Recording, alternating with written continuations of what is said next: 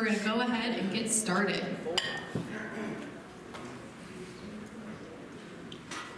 For those of you who have not met me yet, you don't get to see me up here as often as we saw Elizabeth Ann.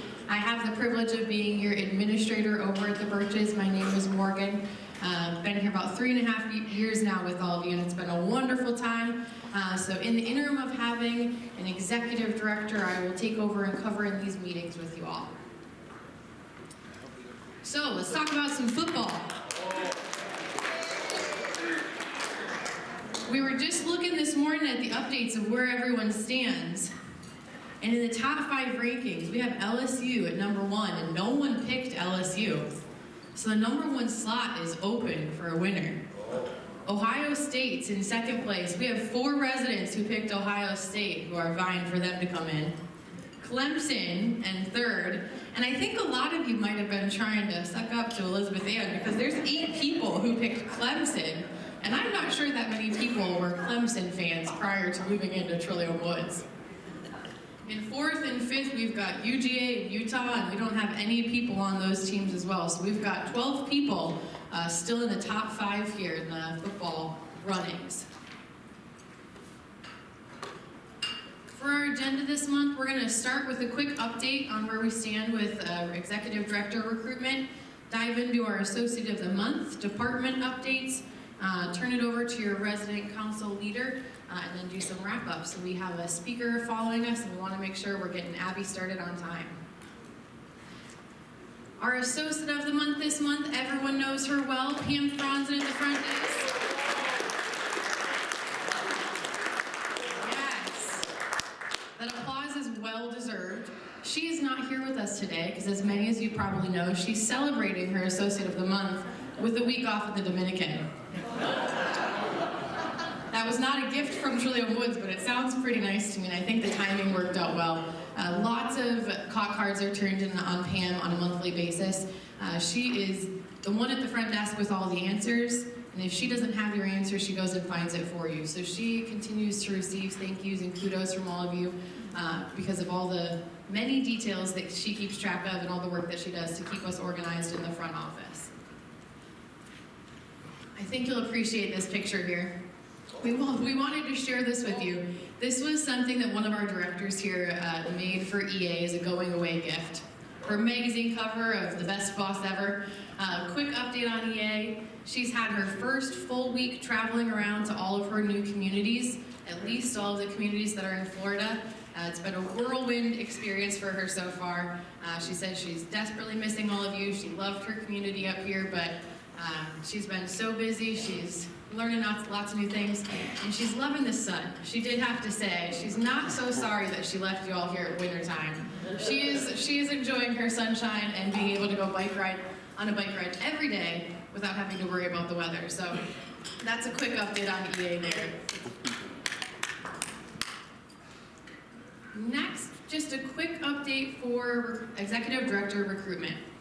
At this point, we have received interest from LCS candidates, so internal candidates who work at a different LCS community somewhere in the country. There's some really good candidates out there, and Scott is very hopeful that he will be able to come to Trillium Woods soon and give us an update on where we stand with Executive Director recruitment. But I've been very pleased to hear some of the candidates that we have in line, some of whom I've worked with in the past on projects. They've been on committees with Elizabeth Ann. So very hopeful that we'll have an announcement that we can give to all of you soon on where we stand with the Executive Director recruitment. In the interim, LCS and Scott worked to find someone to come up to Trillium Woods to help out, to be a resource and a support, and that is Jennifer Ranestad. We have Jennifer here with us today, and I'm going to invite her up to introduce herself. Jennifer is here with us for the next couple of weeks. Again, really to be a support for the team, a support for you if you have any questions or concerns, and just kind of an all-around help. Jennifer has been with Life Care Services for many years. She's got a wealth of knowledge. We're very, very lucky to have her. So Jennifer, come on up.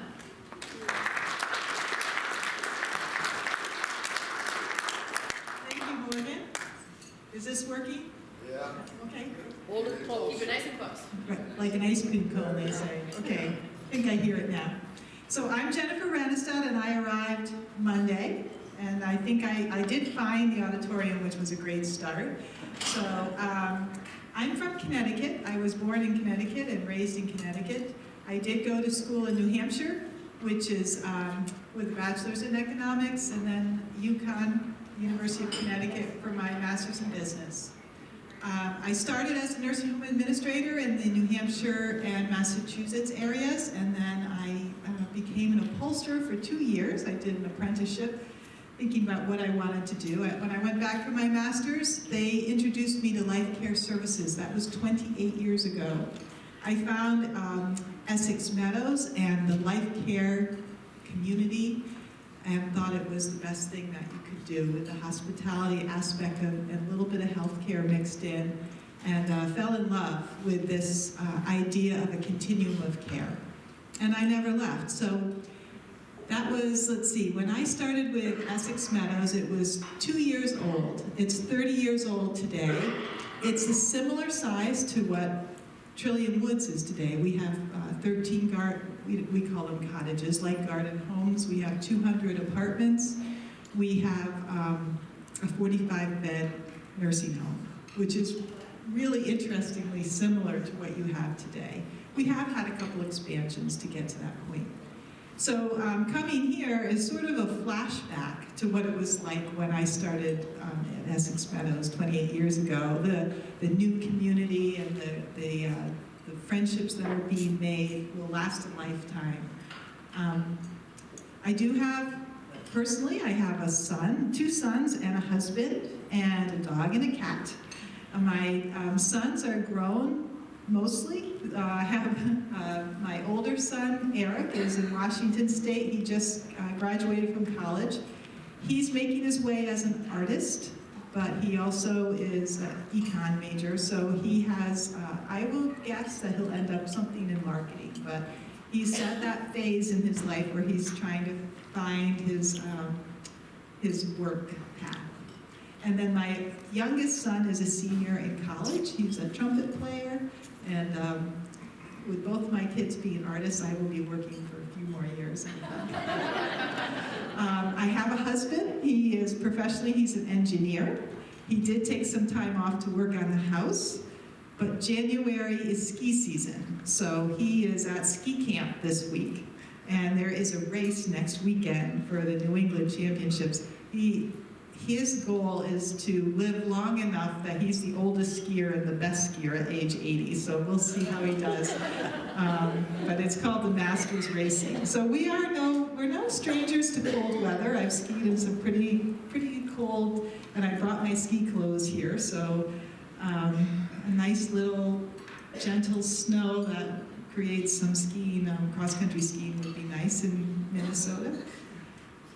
Let's see, what else can I tell you? So I have a golden retriever, if you're wondering what kind of dog it is. So when my boss, Roberta, who is equivalent to Scott, mentioned that Trillium Woods would need an interim ED, I just said yes. Like before I even knew, I said yes. And the reason is because Trillium Woods is really highly respected in life care services. It's really a flagship, and it's a pride that I would like to see. I also, in my career with LCS, have worked with Vicki Duvall and EA with the Operations Council. Both of them were on Operations Council. And Morgan, we were a sister community. Morgan, when she was in Florida, and my community had shared the same ownership. So I really respect what Morgan's doing, everything EA and Vicki did, and I said, I really love to get here and see. And you have some excellent processes. The leadership team, the director team is exceptional, and I'm afraid I'll be taking more back than I bring to you, because you have a lot of great things started. But I have to say, being at a 30-year community and looking at where this community most likely will head over time, maybe I can provide some insight there. I did meet with Jim and had beginnings of an introduction to the resident council and the residents' perspective. And so I hope that with the resident council meeting, perhaps I can help forward some of those ideas that you as residents have. And of course, I want to mention Bryce, who's with Life Care Services. You're just getting started, so It's nice to meet another LCSer. Any further questions for me? All right, I'll be here for the month of January, and by the end of January, I think you'll know who will be replacing your ED. Thank you very much, Jennifer. Alrighty, let's jump into our updates. The directors have quite a few things going on. First update we have is in regards to the front desk. You will have seen some new faces down there. Hopefully you've had an opportunity to meet both Jenny Reyes and Sue Ryan, who've been down at the front desk these last 2 weeks, really. We're very excited to announce that with these two ladies joining the front desk crew, we have new front desk hours at the Trillium Woods front desk. They'll be open from 8 a.m. until 7 p.m.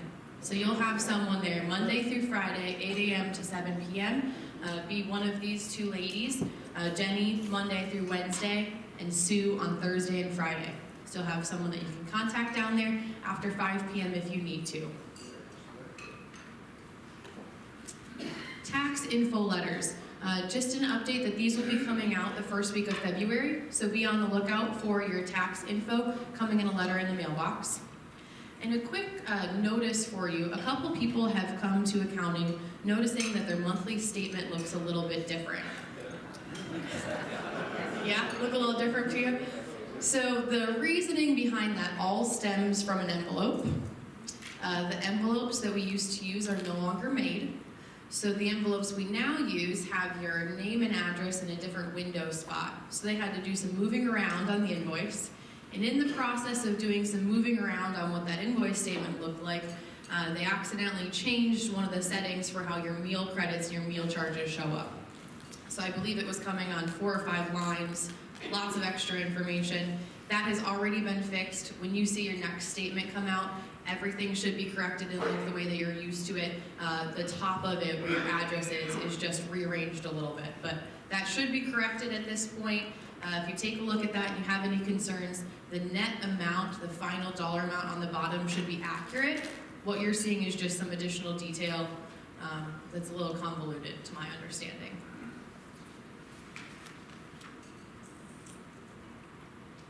An update from Human Resources. To date, Trillium Woods has 237 associates on campus. We continue to grow as we grow with the number of residents. We also continue to grow with the number of associates that we have here to support you. We ended the year with a turnover rate of 32.2%, which despite what we have been talking about in the past, our challenges with recruitment, our struggles to retain some staff in some departments, this number, 32.2%, is really impressive, especially because we have the healthcare component here on campus. When you look industry-wide and nationwide at turnover in healthcare communities, you can get up to about 100%. To be truthfully honest, those statistics are out there that nurses and nursing assistants, those healthcare roles turn over that quickly. So for us to maintain an average of 32.2% really shows how valued our associates feel to be here. When we look at our satisfaction surveys, whether it's a resident survey or our associate survey, the comments that come back are it's all about the people and the way we make each other feel here. So I wanted to throw out another thank you to you for that, because you help us retain our associates here, whether it's the associate appreciation at the end of the year or you getting to know them and addressing them by name as you pass them in the hallway. So thank you very much for that. As we continue to recruit, HR has been doing some job fairs recently. They did a job fair in December at the Brooklyn Park campus of Hennepin Tech, and they have a culinary event coming up here on January 22nd, where they're looking for some back-of-the-house cooks to come here starting January 22nd. They'll be going out and doing that event. They do continue then to post everywhere, so we're using social media. We've got the new signs outside, which have actually drawn a couple people in when they see those signs. I'm guessing that it's mostly the parents living in the neighborhood saying, oh, perfect, my child can walk over there, go to work, and I don't even have to worry about it. So continue to work avidly at recruiting. Community Life Services. Here, as we enter 2020, I don't think your calendars are going to get any lighter. We have quite a few things coming up in January. a couple of the top items that Lori wanted us to address. The first one is a trip to the Pavic Museum. The description I got was, if you've participated in growth and development of electronic communication and broadcasting throughout the decades, this is the excursion for you. So if that sounds interesting to you, that's coming up on Friday, January 31st.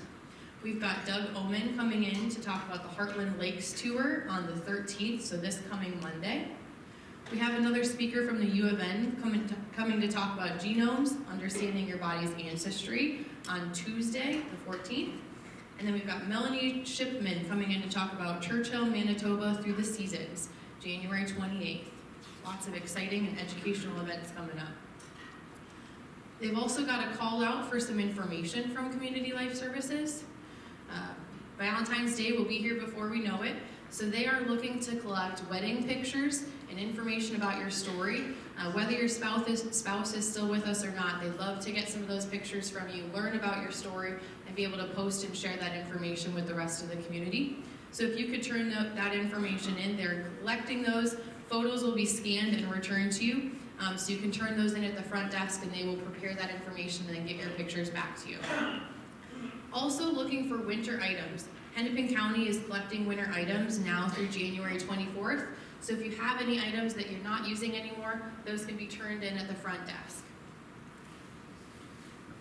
Any questions at this point? All right, over to environmental services. There had prior been an issue with the flat iron that was affecting their ability to flat iron linens. That has been fixed and is up and running as of the 7th. So Independent Living is back and able to get all of their flat linens ironed down in the laundry room. 2019 deep cleaning. To my understanding, there's a couple people, whether it was you were on vacation or your deep cleaning was scheduled over a holiday period, that were missed. So if your 2019 deep cleaning did not happen this last year and you would like it to happen here at the beginning of the year, please notify Nakenya and she will schedule that in here at the beginning of the year. Flu season. Just a friendly reminder, flu season is here. We're seeing it a lot out in the community. If you are sick, please notify housekeeping that you're experiencing those symptoms, so we'll either cancel your cleaning when you're sick to make sure that we're not bringing associates into your home and experiencing that, and then making sure that we do a little bit of a deep clean to make sure we're getting those germs when you're feeling better. And last but not least, trash rooms. I've heard this has been a hot topic lately. Please do not leave trash in the trash room. We need to make sure for safety reasons that all trash goes in the chute and is brought down. If you're not able to break down boxes, please call EVS and they can have someone come up and break down your boxes for you. I have heard that part of the difficulty and the reason for this is that it's difficult to press the button, twist the handle, hold your bag, and get it all in at the same time. Because of that, a recommendation came forward to build some shelves that you would be able to set your bag on the shelf while you opened the door and then kind of push your items in. Maintenance is going to move forward with that. They're going to trial that in a room, and I believe they're having those conversations with facility services, is my understanding of where that came from. So look for more information on potential shelves coming in the trash rooms. Please, in the meantime, though, make sure that that trash is getting in the chute and that you're not leaving it sitting on the floor of the trash rooms. Yes, Mr. Cooper. We should make sure that the trash door is closed. Make sure the trash door is closed before we leave the trash room. There are cases where the door has not been closed and it locks out all the doors above you. So if you put the trash through the chute, make sure the door is closed before you leave the room. Thank you. Great comment. Thank you, Mr. Copeland. So making sure that that door is closed and latched, I imagine, is what's not allowing the doors on the floors above you to open and send trash down. So closed and latched, that handle should be the right direction. Any other questions about the trash rooms or comments? Lucy in the back of the room. No going into labor running around this microphone, Lucy. What does a person do with small appliances like coffee makers and toasters and things that don't work anymore? That is a great question that I don't have the answer to, but we can find the information and put it in good to know for you.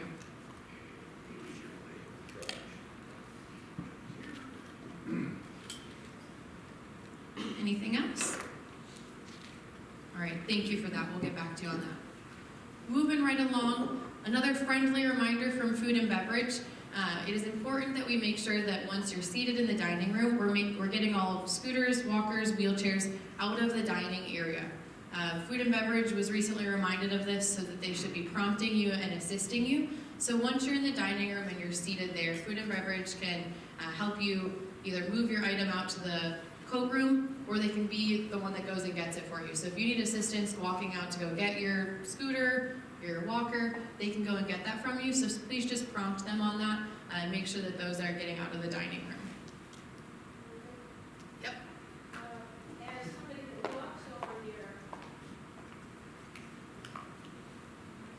since we walk over here for dinner a lot, there's too many times we come into the coat room and the hangar area is blocked by the walkers and the scooters. So I would ask, please leave that area clear so we can safely get to the hangars. Perfect, thank you. Another great reminder, when you do put devices in that room, make sure they're going to the back of the room, not right in front of where the coat rack is. That also applies to the pub, that they are not to take their walkers in the pub. Correct, yes. This applies to the dining venues. So if you're in the pub as well, making sure that your devices, your assistive devices are going into the coat room during that time as well. All right, perfect. We'll move along then and talk about health and wellness. Carrie's taking us all on a cruise. She's not in here today, she usually is, so I figured I could get away with that. Carrie is taking her family on a cruise here at the end of January. She will be out of the building from the 18th through the 26th, returning on the Monday the 27th. In that time, if you need any assistance, there's something you would normally call Carrie about, whether it's notifying her of a hospitalization, if you have a health-related concern, if you have questions about anything, please continue to call Carrie's office number, the 9503 office number. Lucy is going to be checking that phone as she did when Carrie had her last vacation away. So we'll continue to follow up on any concerns that you may have. Lucy will triage those and send them out to either myself or Health at Home or anyone who can help follow up on those concerns. So please continue to call and let us know if there's anything you need during the interim where Carrie is away. Next up, we have had a lot of discussion in our Health Services Committee in the prior year about end-of-life services and how can we as a campus and how can the Health Services Committee help our residents prepare and have a better understanding of what services are offered as you may reach your end of life, or how to prepare documents and things that you might want to have ready for that time frame. So by request of the Health Services Committee, we have scheduled an educational session here that's coming up on Thursday the 16th, so next Thursday. North Memorial Hospice is going to come on site and they're going to talk about the difference between hospice service, palliative services, and some of the other care options that are out there that you may need at some point down the road to give you a better idea of what's available. So encourage everyone to come to that session on Thursday the 16th. And last but not least, we are trying to move electronic. You are going to receive in your mailboxes today, I believe, a copy of what we use as your face sheet. This is what we print from our electronic medical record. It includes the information that you have provided us at some time in the past. For some of you, we have your insurance information in there, but it may be your insurance information from when you first moved into campus. Here in the new year, you may have switched insurances, so it might not be accurate. It might have emergency contact numbers on there that you no longer want to be your emergency contact. So we are going to provide in your mailbox a copy of those face sheets for each of you based off of the information that we have today. We ask that you review that closely. If everything is correct on it, please just sign it and turn it into the front desk. That will allow us to know that we don't need to make any changes to your information. If anything is incorrect, you have new insurance you want updated, any of the contact numbers you want changed, please make those changes on that face sheet there, turn it into the front desk, and we'll get that updated. If you are providing additional information on your insurance, we also ask that you come and you bring your insurance cards to the front desk so we can make a copy of them.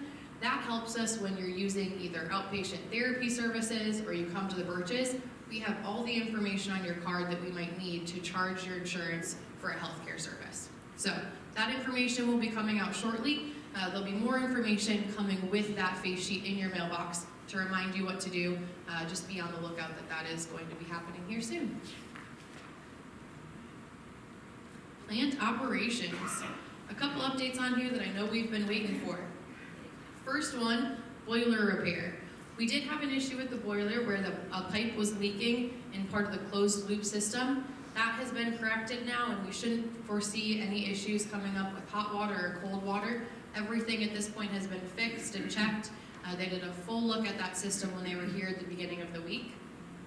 The main lobby bathroom is moving forward. Carpet has been removed, furniture has been removed. We are just waiting for the official start date here in January from the company that will be installing the bathroom, so we'll have more information on the start date for installation.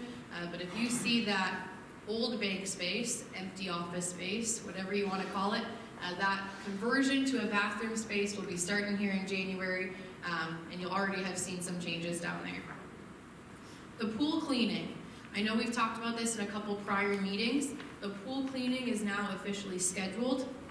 As a reminder, we do need to do that pool cleaning in the winter time when the ground is frozen, so there's not any issue with the ground moving when we take the water out. That is going to be scheduled to start on January 20th.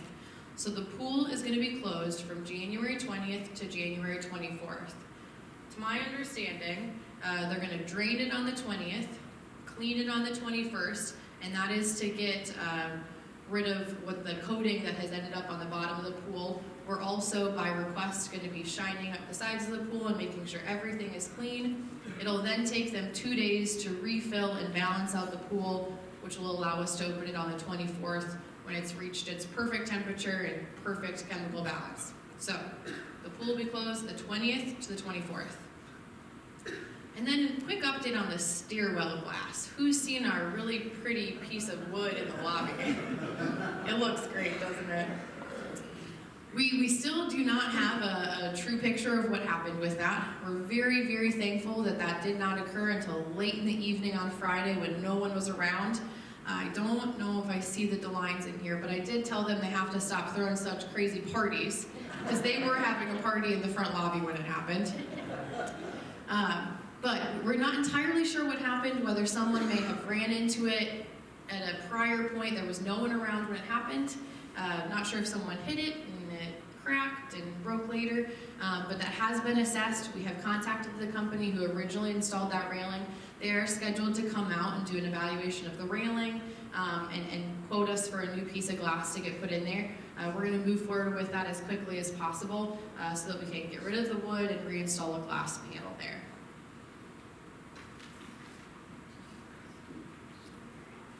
All right, sales and marketing. Sales and marketing had a very busy December.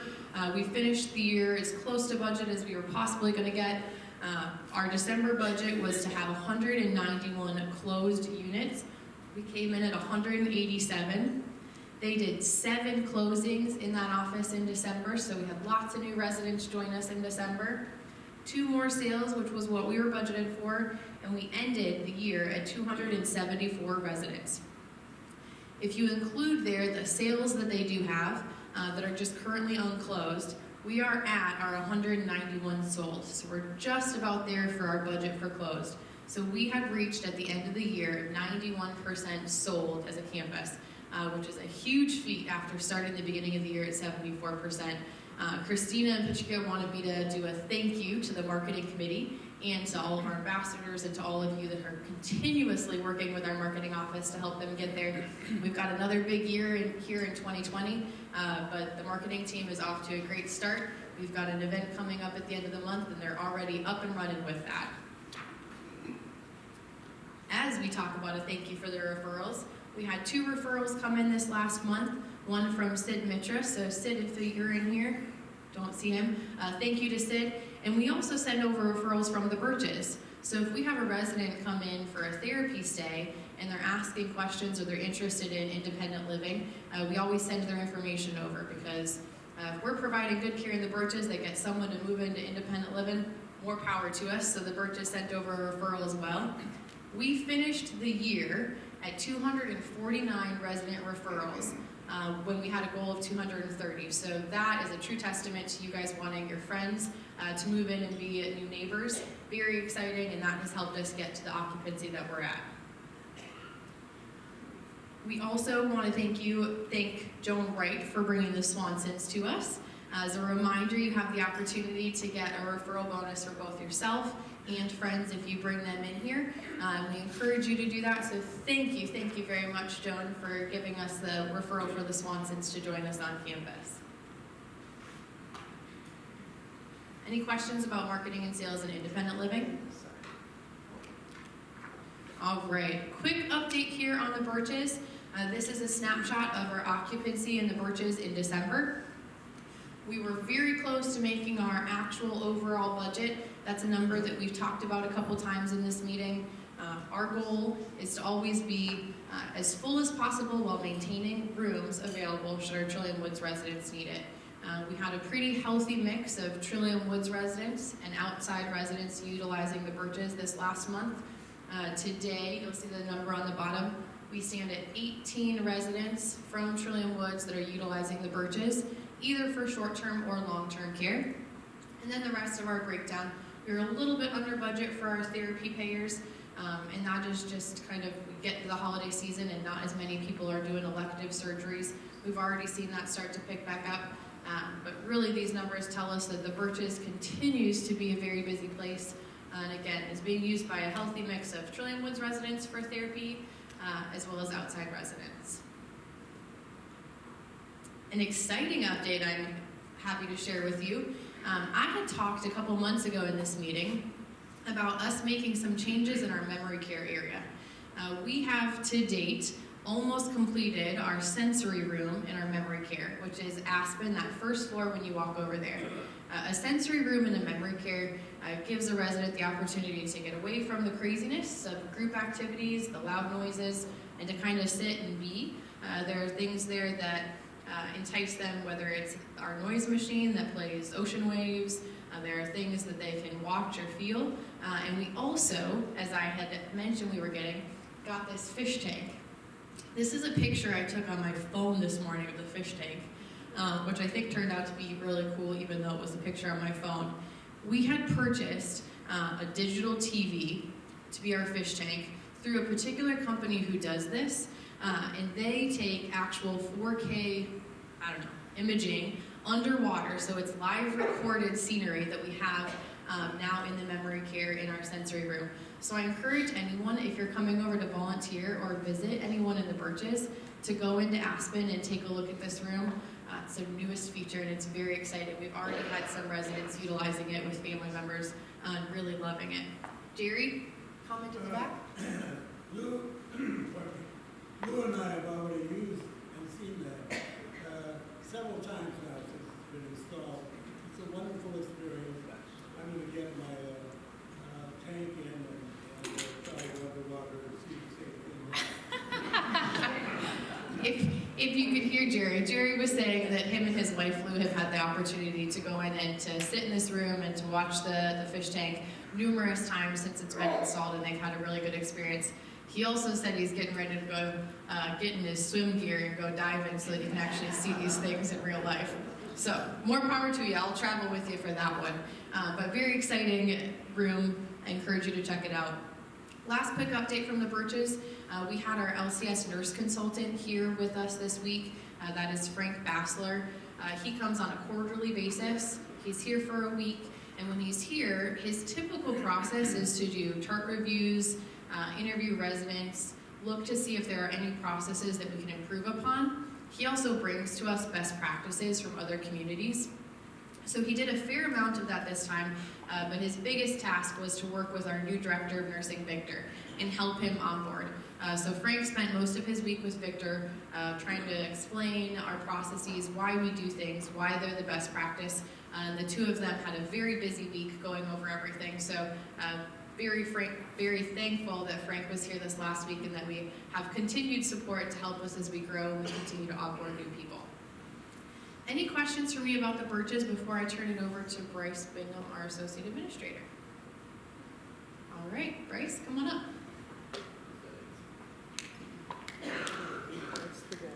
Good morning, everyone. How's everyone doing? So I wanted to start, I know with EA transitioning out, she always starts with a joke on these fine mornings.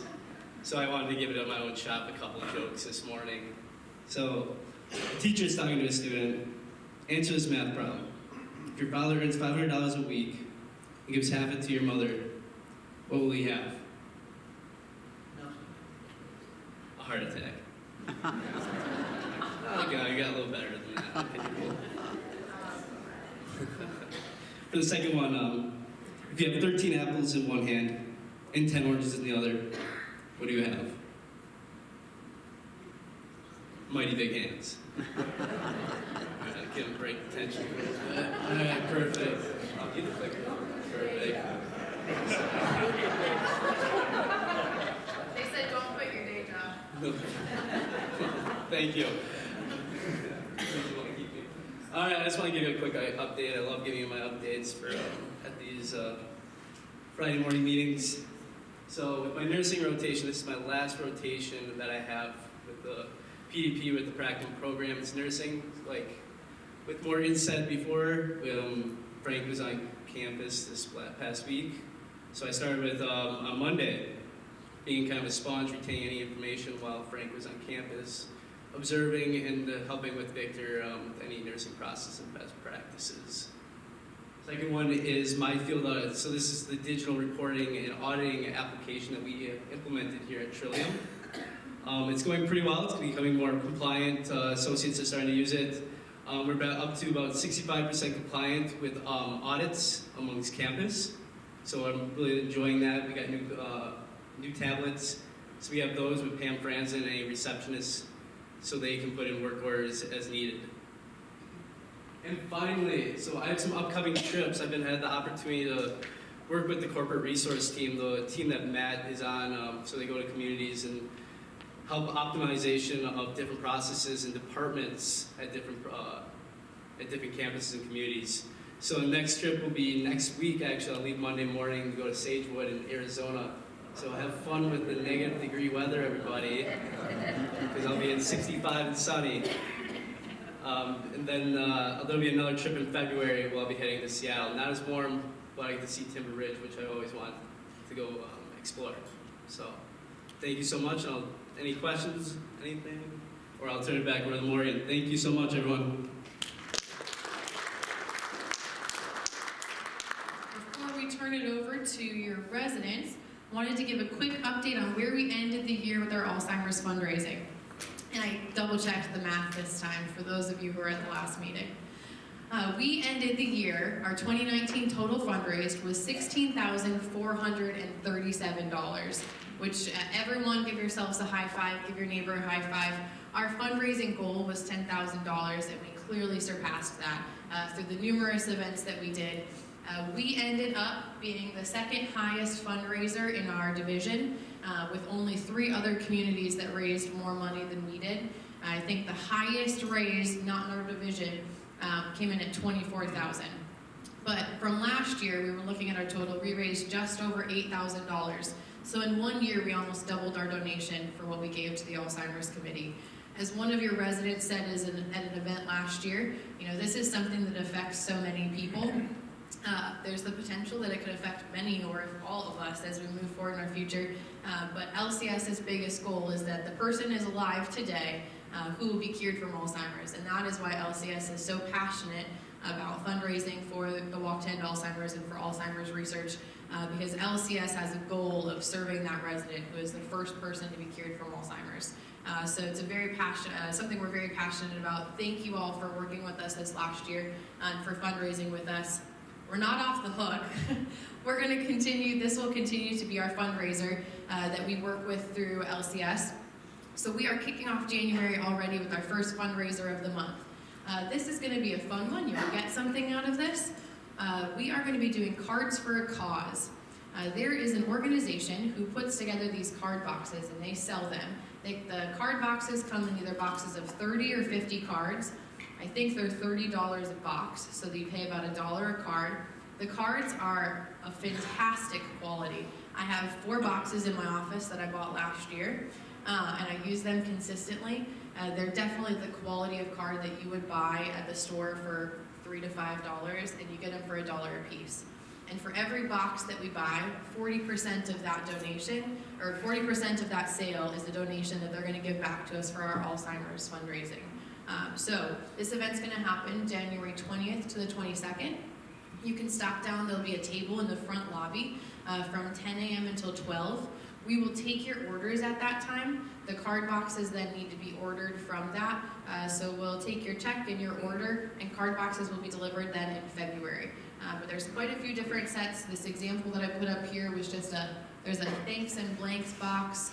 There's a standard miscellaneous box or a couple miscellaneous boxes. There's a holiday box. So if you are someone that gives out a lot of greeting cards during the year, I highly encourage you to come by and to attend this, get some information about the greeting cards. Any questions for me at this point? All right, at this time I'm going to turn it over to Jim to give you an update from the Residents Council.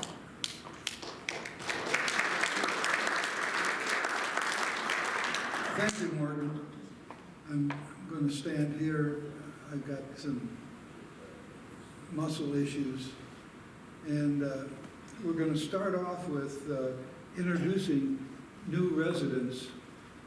The ambassadors, as you know, are the ones who recommend and also greet new residents. And when the new resident comes in, they visit with them and try to get them acquainted with what's going on here. That's a very traumatic experience, as we all know, moving in after we've packed up everything that we're going to need, which we never do, and we always get too much and not enough. So we all know that, but they try to work with the people and help them get acquainted. First of all, I'd like to have Marcia Copeland, and John Copeland, they're going to introduce someone.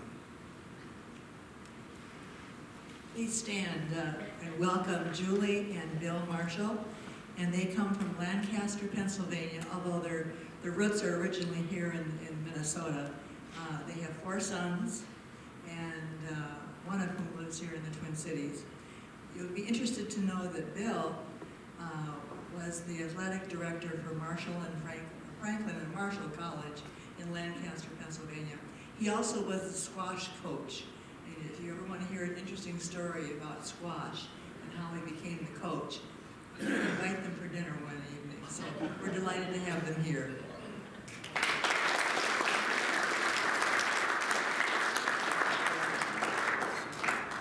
Thank you, Marcia, and welcome. Mal Moore is the next one.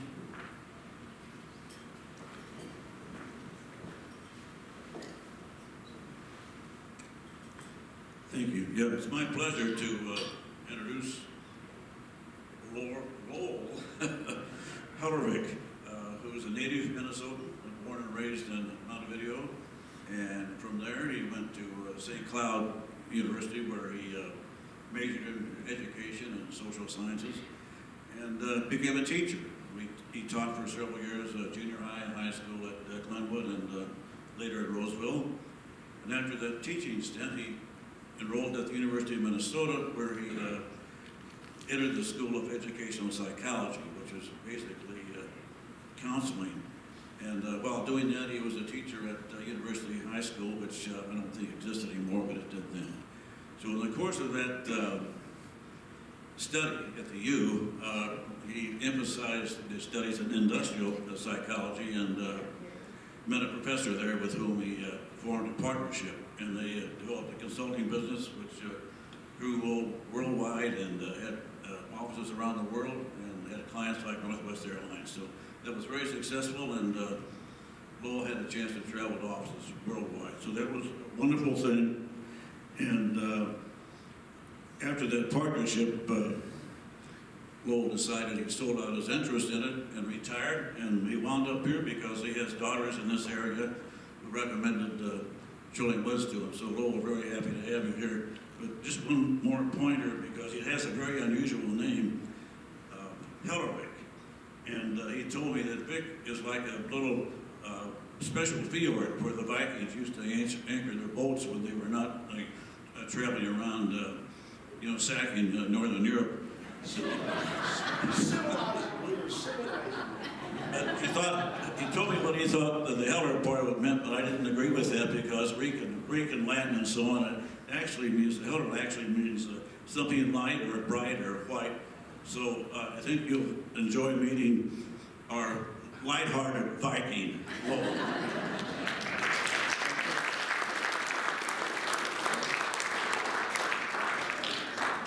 Thank you, Mel.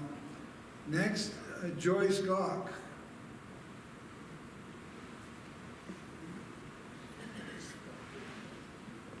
I would like to have you meet Donna Keene. Donna moved here December 21st from her home in the southwestern part of Minneapolis. And she chose Trillium for two reasons. One, she has a nephew who is in estate planning, and he has recommended Trillium to others, and he also suggested it would be a good place for Donna to move. And another reason was that 2 of her 3 children live in this area. Donna had a 37-year career as a medical technologist in the Department of Hematology at Hennepin County Medical Center. And she started back when it was called General Hospital, which would mean something to those of you who have lived here a long time. So at any rate, we welcome Donna to Trillium.